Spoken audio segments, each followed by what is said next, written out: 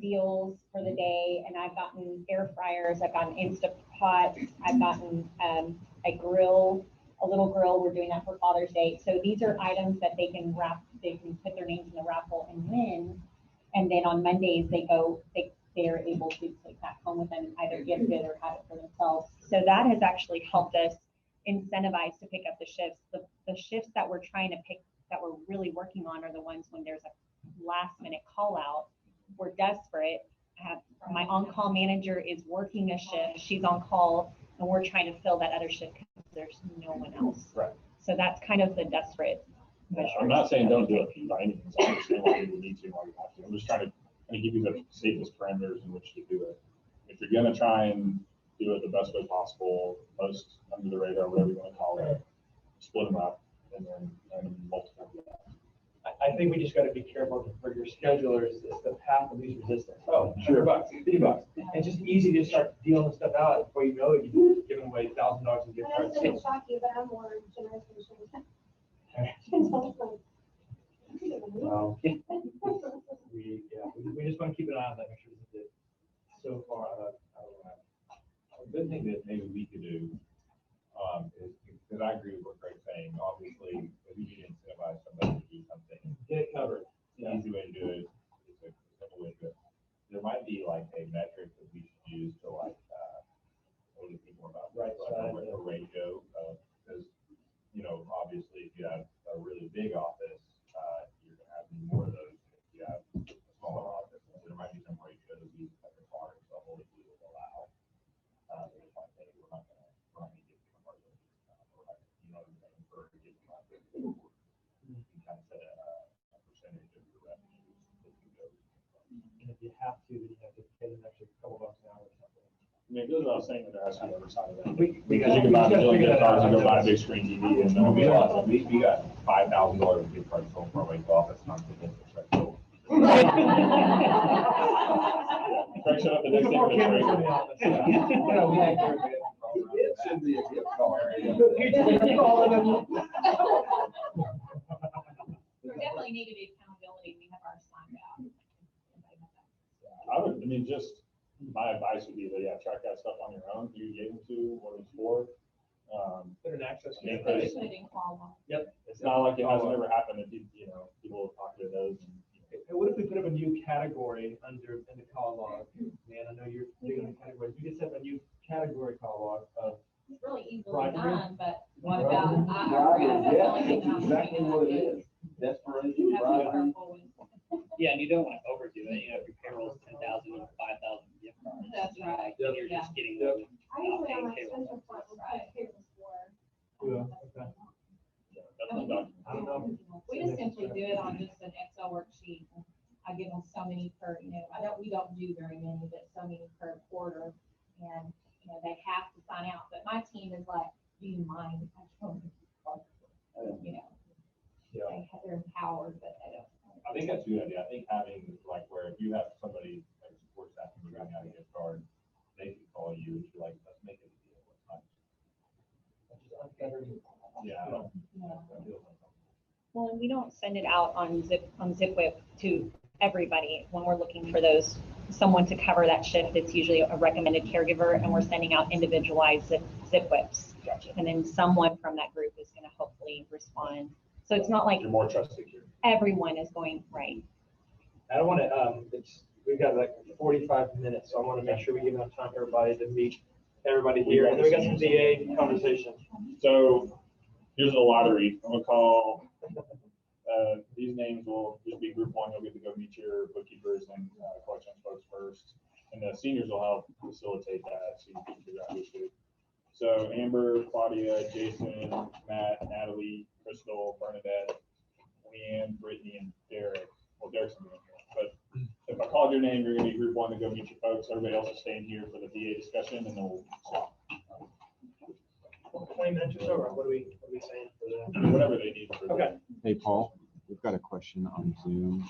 For sign-on bonuses, is it better to use a gift card or added to the caregiver's payroll? Depends on amount. So if it's going to be Yeah.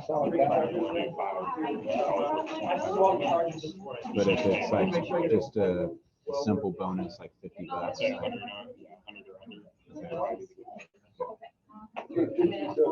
100 or under. I will find one. Ready to learn. Get some VA, and then roll it. You guys go to the. And now, Hey, Paul, nice to meet you. I was just telling them. No, I was just saying.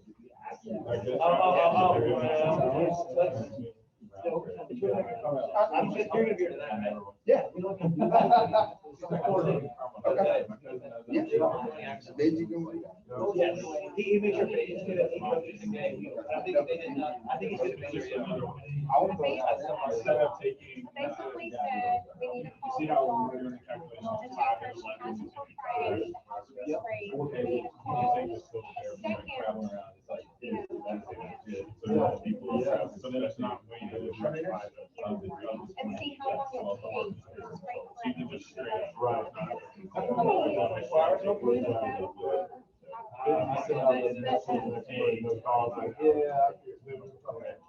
It ends up being, yeah, so we need to, with it, yeah, I didn't know her.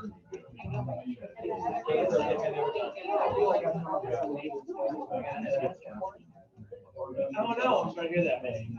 Okay, thanks. Yeah, I don't know, this raised the pushed it. So I know a lot of people are like, dang it. No, that's Well, fine. it's things like, So you find out the law. There's. Right. Okay. Wow, sorry for your loss, man. all right. Jason, nice to meet you. Go around. Yeah, that's the problem. Yeah. Derek, this are you your, going next? Aaron on? Whenever, what? I'll know I was that. asking him something.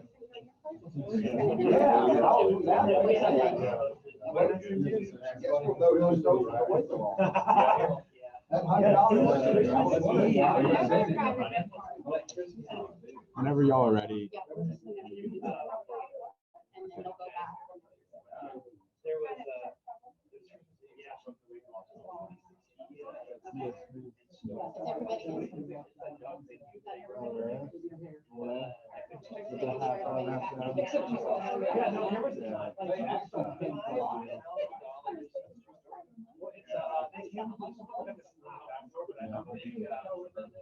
I do.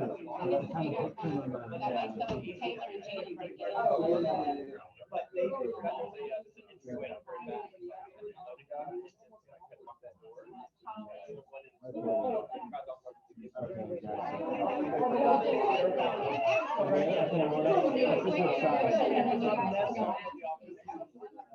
I mean, if you guys want to stay, Dylan and I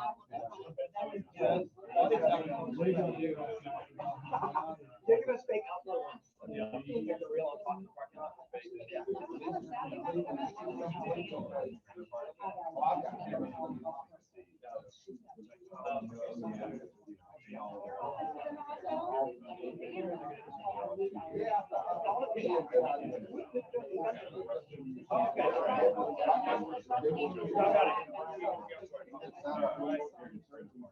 Okay, guys, we're gonna get going for the sake of time here, so we're gonna get rolling, so take it away, Cynthia.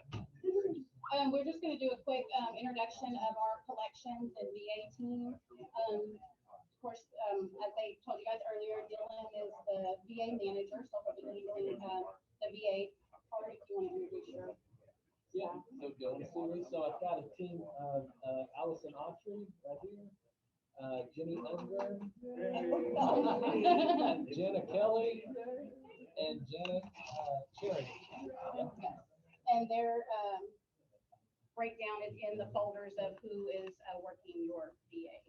On the collection side, I have Melinda Hill, I have Allison Larson, Paris Clay, and Taylor is new today. So today's our first day. We do have some new faces, new gals working in both departments and stuff. And of course, Allison's moving over to the VA, so you may have had her on the LTC and private pay side, but she'll be now doing VA. So just reach out to them. They're really helpful, knowledgeable. So yeah, that's your team, their VA and collections. Okay, that's it. Off the field. Get ready to do it again. We'll have a second. My mind now. My name's Derek. And so, really just, I'll answer a ton of, or try to answer questions more than anything. There were some questions about, well, so, okay, I'm enrolled in the VA healthcare system.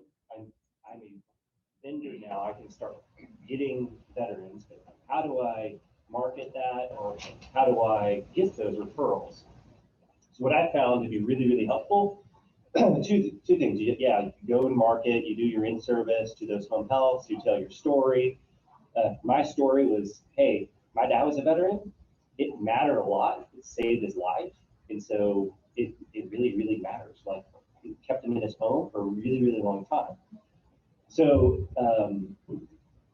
there's two kind of ways that we do VA stuff. We have aid and attendance, and we do VA healthcare system. Aid and attendance, I'm happy to talk a lot about that specifically first, and what Cynthia does and how they do the billing. Once you have a VA person, you do the billing, then it goes through them. But veterans, sometimes they don't know that they have like VA benefits, and if they do, how do you know? Or if they don't, how do you get them enrolled? So I would tell that story, go to home health, and then I just research. So there's, you can go online and you're in a veteran's home and you're talking through them about like what the VA is and all those different things. Are you enrolled? And you ask those questions. Every VA healthcare system is different, okay? Every one of them is different. All of them though have like these nuances of like, just different eligibility requirements and how to be eligible and actually apply doesn't really change. There's two ways. You can do it online, or you can, if you can go by like the VA clinic and drop off what's called the 1010 Easy form. And it's super easy. You can help them fill this out. There is a eligibility, like income amount that you can't go over. So if somebody is like, they're not service connected, does everybody know what service connected is? Yes or no? No. Okay. So service connected is if you are receiving healthcare, you're receiving income from the VA because of a disability that you got during the line of duty. So if you got, some people are 10% service connected because they have hearing loss. Some people are 100% service connected. If they're 100% service connected, they may get like $3,500 a month, okay? So if they're 10% or any service connected, they're probably already enrolled into the VA healthcare system. You just got to figure them out and get them associated with a primary care doctor.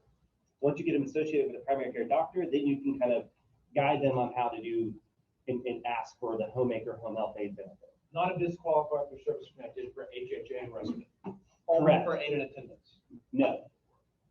I'll explain. So it is not a disqualifier, but it can be problematic. You will be disqualified for aid and attendance if you're 100% service connected, but if you're like 50, it doesn't count you out. 60, getting close. 70 is where like the threshold is. If it goes over that, they're making too much income, and it becomes really, really challenging to offset all the costs in the math. It doesn't make sense. So their income for a veteran is about $36,000, but if they have medical expenses that they can deduct, so if they make $40,000, they can deduct 44,000, 6,000, whatever it is, then they'll qualify. If they're not service connected and they're not enrolled, they don't have any type of VA benefits. So you fill this out, you get their DD-214, which is their honorable discharge paperwork. If you don't know how to get the DD-214, there's a form that you can Google. It's really, by the way, everything that I learned is like, I just Google it and ask a ton of questions. I used to work with a lot with this company called Veterans Home Care. People probably used to still use them. And I just ask a ton of questions, and I would over and over find myself in these different scenarios and just kind of learn and always ask those questions. So whenever I'm in a home, I ask, are you a veteran? Are you a spouse of a veteran? No matter what. No matter what. If they are coming in for private pay and they're just doing private pay, I still ask them. Why? Because it is beneficial to them. You know, they can get some free care here. And the reimbursement rate usually is better than my private pay rate. That's another reason. So questions thus far? I'm just curious, who in the room does not have the VA contract already? Your credentials. But I don't have it. I've gone through everybody in Jackson, they tell me I'm only halfway there. And I can't get anybody answer. Have you I gone called, through text, everything. We're going HSRM, have you spent anything there? Okay. I got what you guys gave me, and I when I sent it to Eleanor in Jackson, she said, oh, you're only halfway there, you gotta go through me now. And I'm Did she stuck. say what she needed? Yeah, and I sent it to her in no spot.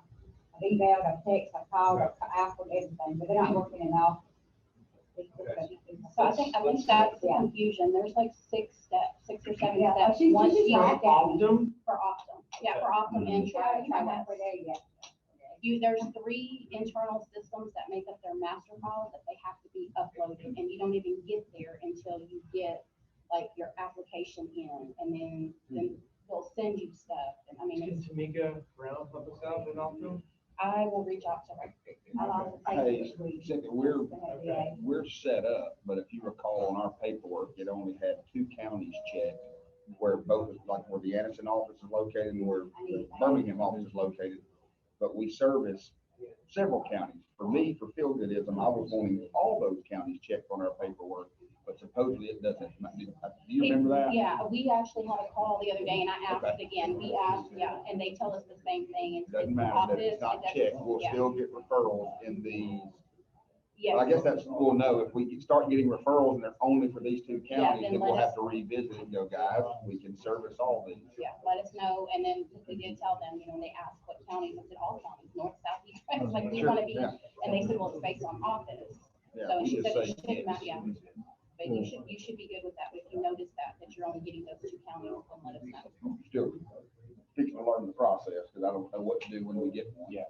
So if you are not credentialed, get to Cynthia until like, Yeah. and Dylan to kind of get you like initiated into that process, whether it be Optum or TriWest.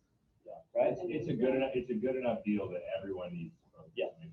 I've had a list of that people that want to- So once you're in there and you can get those, don't just wait on referrals.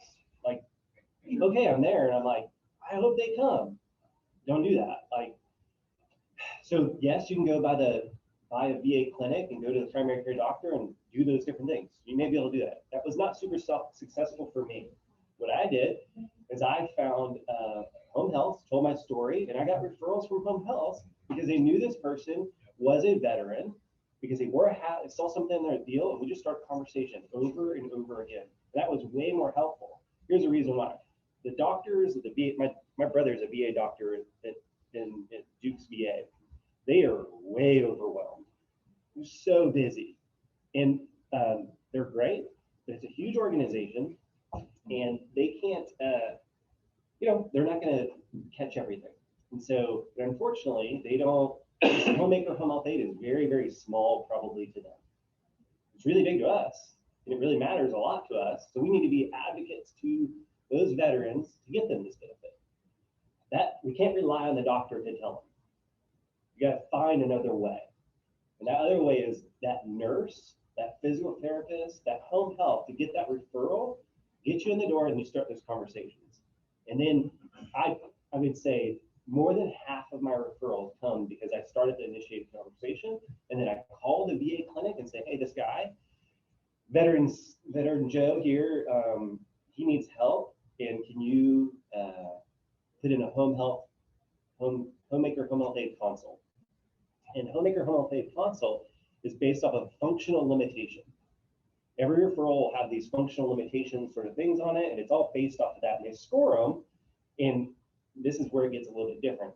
My VA does like 4, 6, 8, or 10. Other VAs do like 20 hours a week worth of care.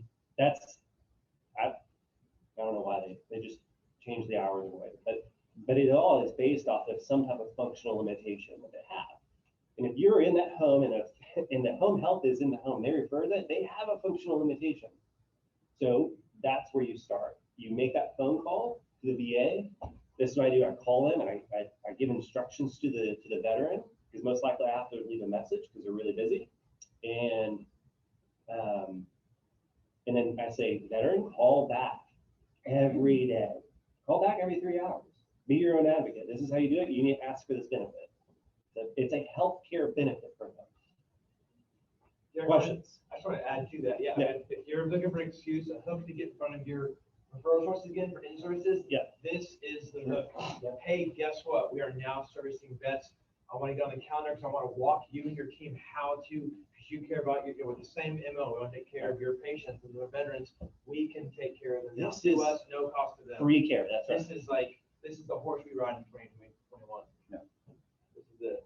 It's a great supplement to your private pay business, because a lot of times with private pay business, especially ones that are big hours, are oftentimes very sick. They're 6 months average life expectancy kind of Yeah. deal. The average life expectancy on this is over 18 months. Yep. And so you get these people when they stay with you for a long time. It gives your business free. Those of you who feel like, man, I was at 1,100 this week and then 1,800 the next week, and I'm back to 1,400. This gives you a more, you know what Derek's talking, kind of Steady. more stable, because he has a big pool of VA. Yeah. If they're already in the door for private pay, Yes. then they get qualified for VA. Yeah, that's right. That's right. I have about. about 15 clients that have 2 accounts. So, and I utilize that to our benefit. It's can be somewhat of a scheduling nightmare, but yeah, it's completely worth it. I got a list of the case managers from Optum.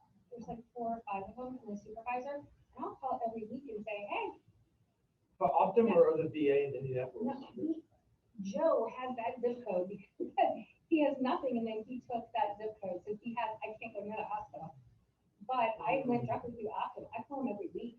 We're getting stuff. Russell has a comment about going near the hospital. Russ, I'm Not fully against it. prepared for corporate to be called on me. Yeah, I mean, They don't I would care say, now on the VA part, but I do He not calls care. on me all the time. I know, but I would He say just wants to be this is a deal, they have patients in your area. Yep. Yes, They're they being do. discharged in your territory. They're Different- just it's go to the different. hospital and get in trouble about it. It's different than going to a home health in Joe's territory and setting up shop, in my opinion, like You I have the have. same deal in. I have. Okay. I As long as you want to guys find know, so I'll do it. Yeah, go do it and we'll say we're sorry. Okay, because corporate will start calling right away, but I'll do it because he just took that bottom zip code. Yeah, you need to. Let me meet Joe. I'll fix Joe for you. Yeah. I need to Yeah, call The other thing I was gonna mention, that, you were talking about having Deal. 2 accounts, one private pay Yes. and one, but some of my clients, I have 3. Sure. Because I have, private pay. Yes. Then the regular hours, and then a respite benefit. Sure. Yep. So then you're really nailing it, because you You can get get 8 them to 10, you for, get quadruple dip. yeah, Yep. yeah. Yeah. So some VAs offer respite as well. I would imagine, I don't know everyone's scenario. The way mine is written is I get 30 of them and they're in 6-hour intervals. Yeah, same here. And so it's a great supplement. I don't have to do a different calendar because it's the same biller, but I don't know how that was structured. But But we do it differently because it's a different authorization. understood. number. Yep. That's your, That's different, fine. in Yeah. Iowa and Illinois, or the Um, VA, from a VA. Iowa City. From a VA perspective, well, I got a referral while I've been sitting in the session. But from our perspective, we talk to those the people that line this up. I'm Yeah, using the sure. word here, but we talk to them on a daily basis. We know them all by first name. They call us directly. Well, what I'm saying, is it Yeah. different in the 2 states, or is it the same? We're just in Iowa at the We moment. don't do so- anything else. No, so, Fine. Okay. but I think, well, Rod, you're in Illinois. I am. Yeah, and last time I talked to you, you weren't getting that many referrals, were you? We are now. Okay, are you good? And that's the best came with us.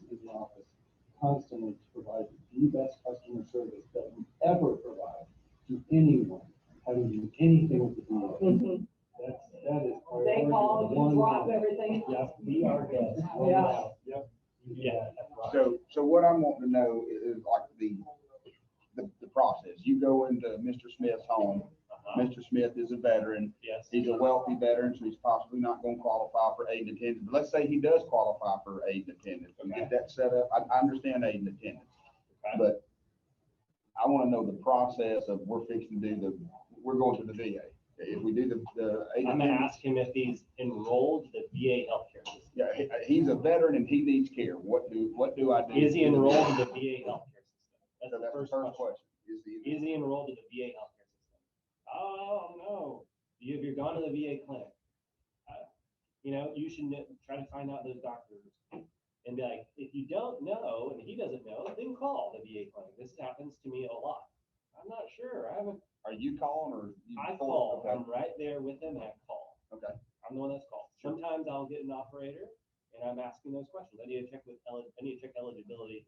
Here with the vet, he's not sure if if he goes to you or if he's enrolled or if he's associated with a primary care doctor. We'd like to know. So is that knowing your territory and who to call? 3 clinics. Dallas, Yeah. There's like Garland, and then there's another.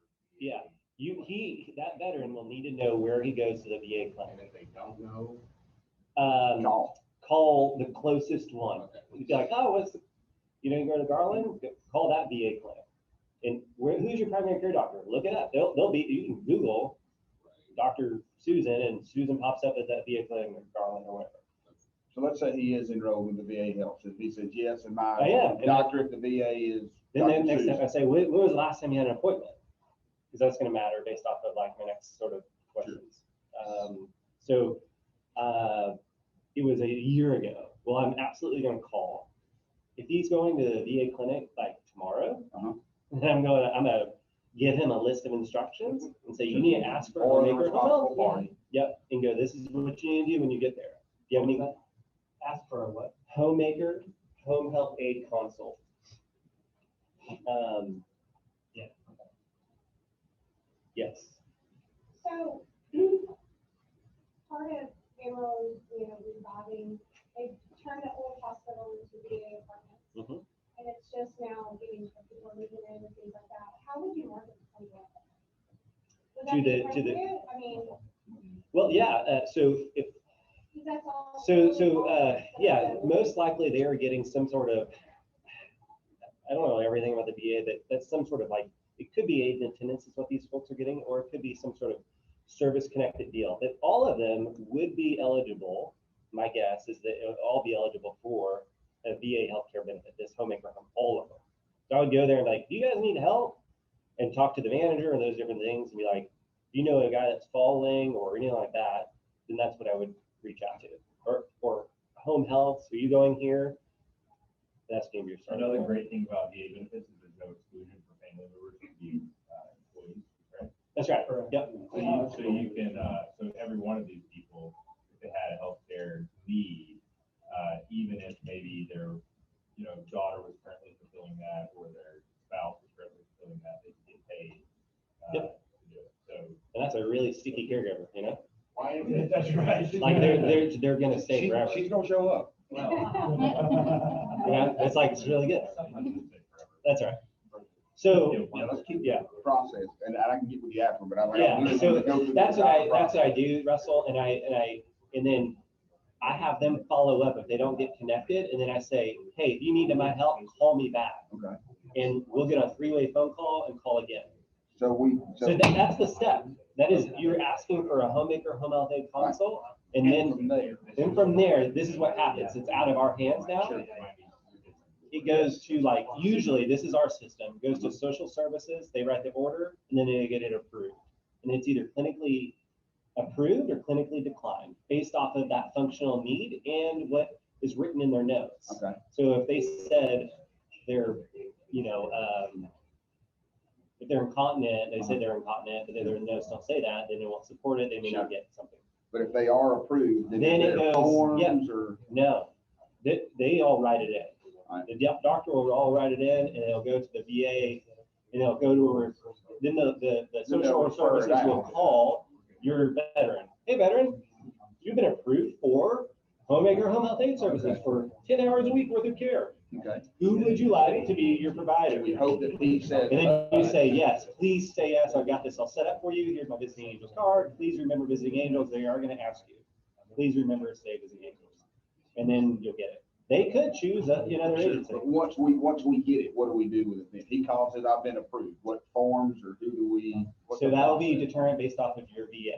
Okay. So they'll send you a referral. Uh-huh. Sometimes it's fax, sometimes it's through the HSRM. Yeah, And every VA is going to be a little bit different. Mine still faxes and sends like encrypted emails. So Same with ours. so it just depends. And Yeah. and it'll tell you, you have to read it. I'm happy to read it like with you. That is what it says, what it means.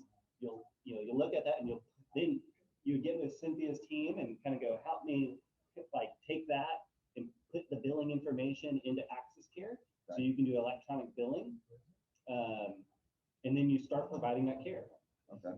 With the rate that is listed on this, 25, Paul can give it to you. 36, I think, 25, 36. Are we still having to go for change? No, nobody will be using change. I mean, we're keeping it open for the ones that are existing on there just in case they pull ERAs and stuff like that, but, we've moved completely off the change. We're using it for all. But that's not a y'all's call. But are there any forms that we fill out or whatever? It depends. There are some, like mine just require like a nursing assessment for my veterans. But some VAs don't require that, and then you don't. They may ask for notes, and if you do, you have care notes, and you can send them to them. Sure. So but the social worker calls, let's say they call us, we get a fax referral, and then we call and say, hey, you've been approved. Yep. And then we start I know how to provide the care. Correct. But you have to bill it correctly. You have to bill it correctly. And that's through HSRM, whatever that is? No, it is through like a third party. You're going to bill towards Optum, or We're Optum. you're going to bill towards Optum, and that'll be set up in your billing tab in Access Care, and you scroll all the way down, and it'll be like, you'll have to enable third party billing. We'll help you with all this. And they'll do all that. Yep. Like they'll know better than I do it because they do it every day. Okay. And they can look at your authorization and tell you how to put it in.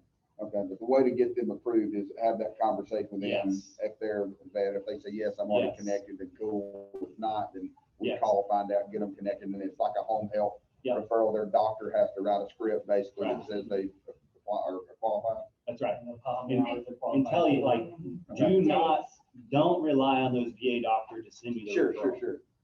Find it another way, Yeah. because it's just like, it's probably not going to happen.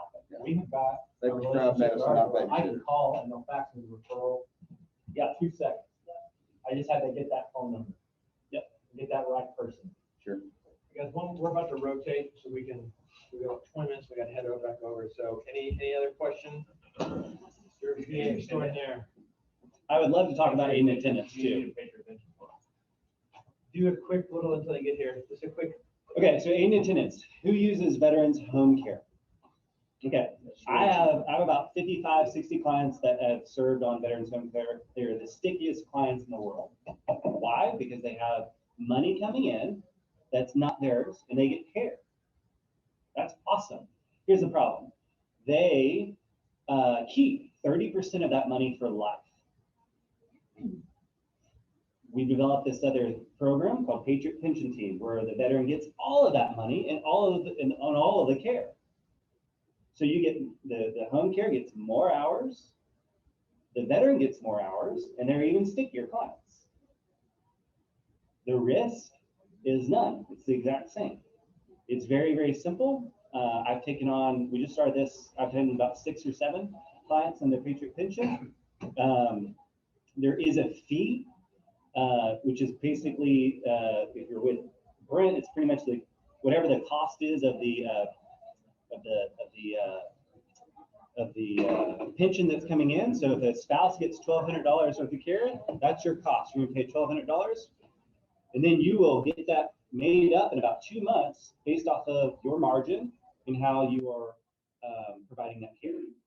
Here's the great news. Veterans Home Care makes you charge $18.50, whatever it is. It's a set rate. Here's the problem. If you develop that veteran's like, I only need 1 hour visits. I want 3 1-hour visits. Well, now it's impossible for you to do that for that veteran, and that's not great care. Well, if you use Patriot Pension, you can set your margin however you want. You can use your care. I'm gonna charge $30 an hour for this 1 hour visit. This client's happy, doesn't go to an assisted living facility, and he gets the care that he needs. Your margin's still protected. You don't have to stick with this 1850 rate. You can choose whatever. If you want to do 1850, he gets more hours, great. But you don't have to with this program. So he gets the full pension, and he'll get it, and then we get the full amount after he gets things set up. You'll set up a contract. That's the only difference. The big difference is we've never done contracts. Well, this is the best way to do it. At least a year contract. That's how you fulfill the obligation. You get money back. Could we get Sherry on Tuesday call to Yep, talk about this? totally. That would make, yeah, just a little teaser right there. So it's great, and it's a lot more hours. That's what, you know. Nationwide, Patriot Pension. Yeah. You started? No, I mean, sort of, so, yeah. So, sort of. Yes. Ish. So Sherry, she here's in Waco. She's phenomenal and so smart. So anyway, we are accredited attorneys as well. It's a legitimate operation. It's great. Thank you. Okay. Thank you. Yep.